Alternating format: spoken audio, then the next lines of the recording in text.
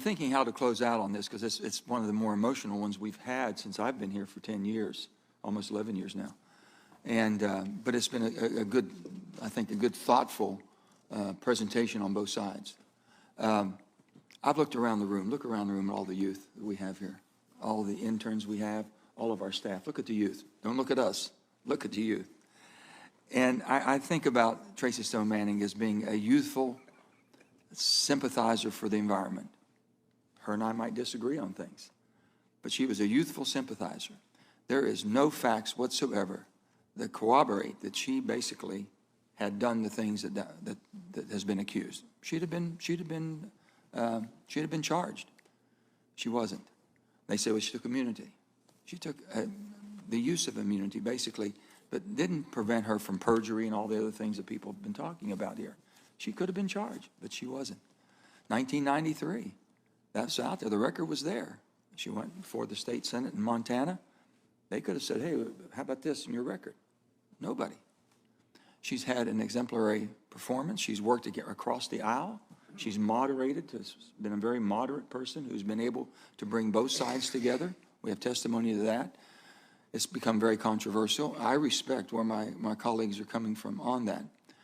But I kept thinking about my youthful sympathetic views, and they've changed. I've changed a lot. But I haven't been held accountable. I wasn't prevented from being a senator because of them. And those of you sitting out there and all of you youth around here, I hope we don't hold you to that. You know, I hope you have those passions and dreams and desires that you think things could be better in any way you want to approach these. I appreciate that. I respect that. And your views will change too. But we shouldn't basically ruin your life. We shouldn't basically stop you from being what you can be and what you've been trained in to do the job you can do. So for all those reasons, and I've seen the facts, I think all of you know me, I vote across the aisle when I see this or I see that, and if I can go home and explain it. I can explain voting for Tracy Manning. Tracy Stone-Manning, I can explain this. I have the facts that I believe, and I've seen the facts. And I believe in the rule of law. The rule of law basically says that I'm innocent until proven guilty. There's no proof that she's guilty of anything that we've been talking about.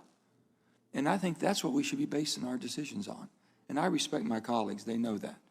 And we just have a difference on this one here. And I would say at this time, the question is on reporting the nomination of Tracy Stone-Manning to be Director of the Bureau of Land Management with a recommendation nomination be confirmed. The clerk will call the roll. Mr. Manchin. Aye. Mr. Wyden. Aye. Ms. Cantwell. Aye. Mr. Sanders. Mr. Heinrich. Ms. Serrano. Mr. King. Ms. Cortez Masto. Mr. Kelly. Mr. Hickenlooper. Mr. Barrasso. Mr. Risch. Mr. Lee.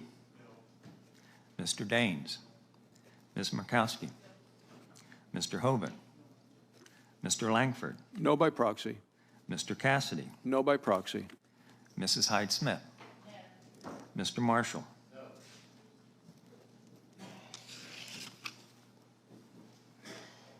On this vote, the ayes are 10 and the noes are 10.